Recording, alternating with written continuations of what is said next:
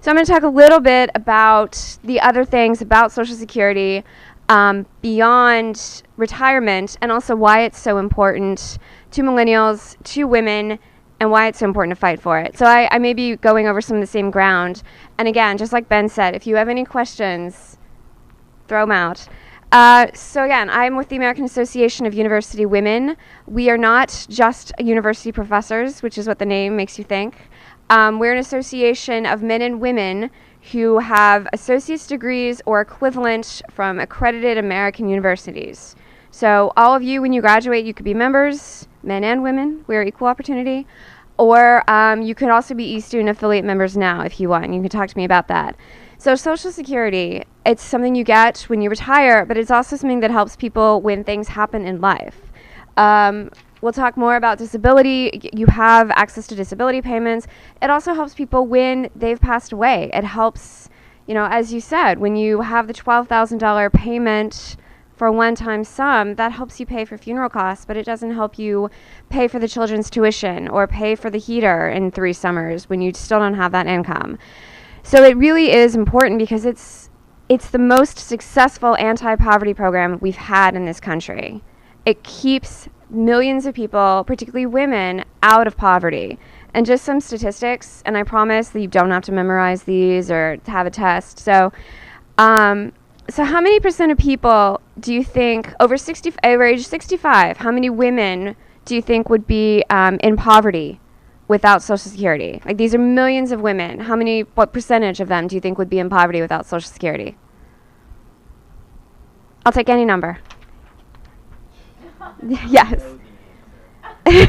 Yes. Is it 50%? It depends how you do it. We have 23% that rely on Social Security for all of their income. But without it, it would be very close to that because poverty rates are so low and things like that. So it's important to help people, you know, keep mind and body alive and to feed themselves and to actually live lives of dignity. And and as I said before, it's really important to women too. So I think we're going to continue the bad news. Who here has heard of the gender pay gap? Yay. I know, speaking of good news, this is welcome as a skunk at a picnic. But it's the idea that women, when all factors are otherwise equal, are paid less than men. And the organization I work for, AUW, has done research on this recently. We found that the gender pay gap, all things being equal, that the two of you graduate at the same time, same major, go into the same occupation, a year later you have a 7% difference in your income. And there's lots of factors in that, but a key one is gender.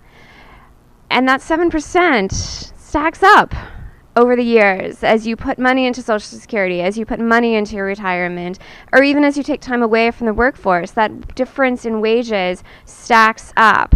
And women retire almost universally with less in their Social Security income than men. Even if they're working at the same rate as men, even if they're equal breadwinners in the family, that it's dual income, it is historically lower. And I'm sure you have fancy statistics for me, but I don't have the PowerPoint because it was that or other things today. So it really is important for these women and for their families. And we're talking about ways to expand Social Security. There are great ideas for actually how to serve women. A lot of women and men now increasingly take time out of the workforce to do child care or provide care for their older parents. And there's a proposal being floated by some of the organizations here that would essentially give child care, which is fun to say, child caregiver credits. Anybody want to say that with me?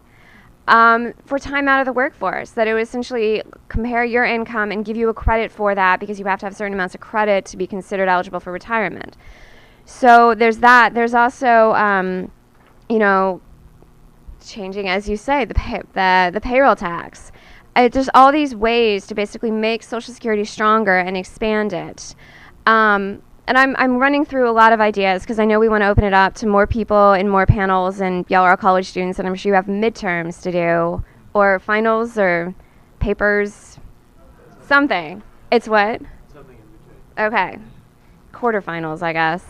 But I really do want to open this to questions, but You're talking about the millennials paying attention to the debate and fight for it. There's a reason that people pay attention to senior citizens. It's because they vote. They vote in blocks, they vote for their own interests, and there's not yet a reason that people pay attention to millennials, even though you're a larger population than the baby boomers, is because you haven't solidified your patterns of voting yet. Just because you haven't had the chance to solidify your patterns of voting yet. Just because you haven't had that many elections to do.